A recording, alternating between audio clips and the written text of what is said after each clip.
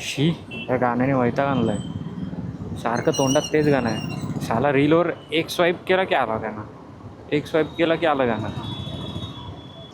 Splendor फिरवतो यमुना तुझ्या प्रयोगाच्या तर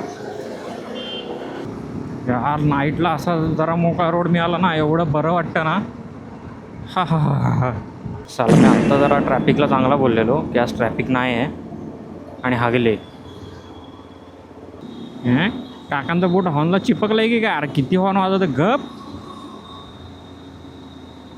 येडा झालाय का?